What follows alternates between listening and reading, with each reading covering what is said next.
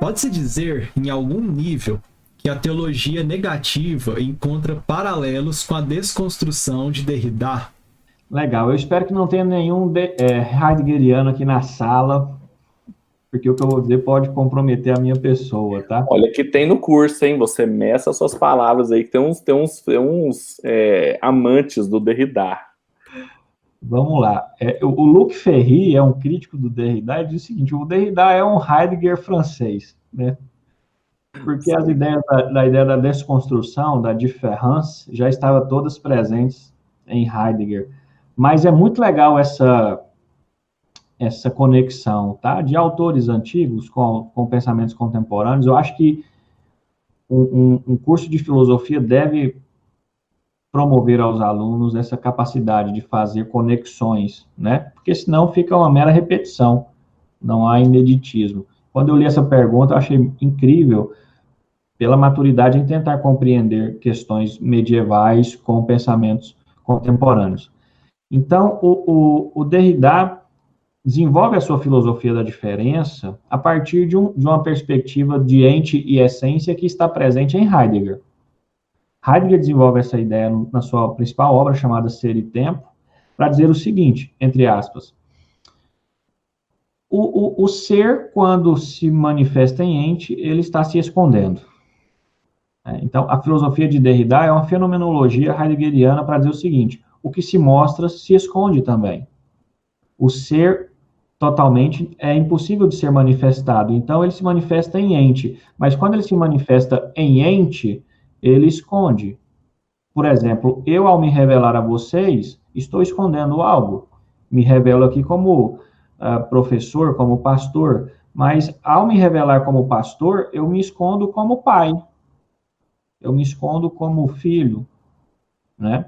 Então, a ideia de Derrida seria, em certo sentido, compreender o ser a partir do não ser, ou a identidade a partir da diferença, tá? A gente precisa descartar essa ideia de todo? Não, acho ela muito interessante, dentro dos seus devidos limites.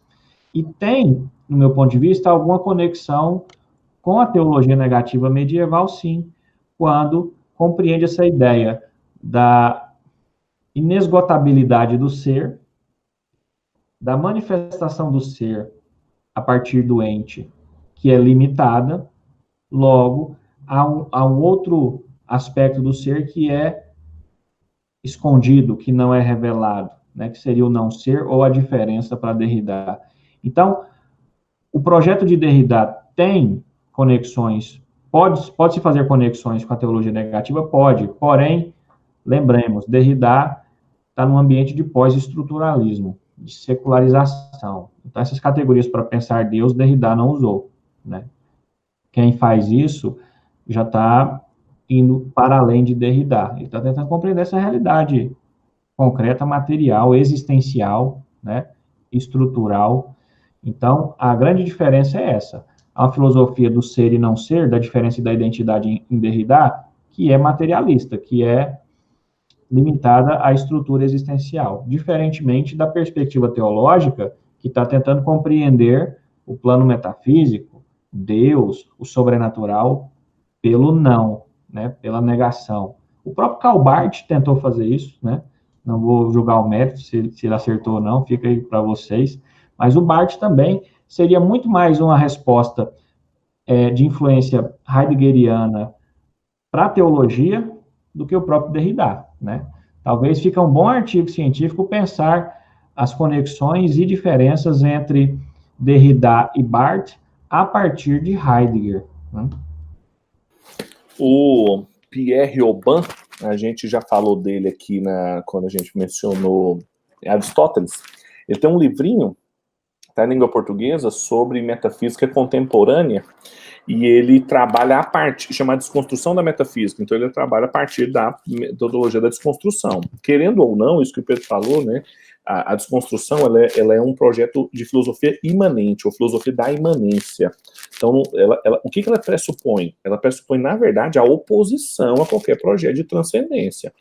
Quando o Derrida está dizendo que eu posso dar significados ao texto de maneira desatrelada à intenção do seu autor.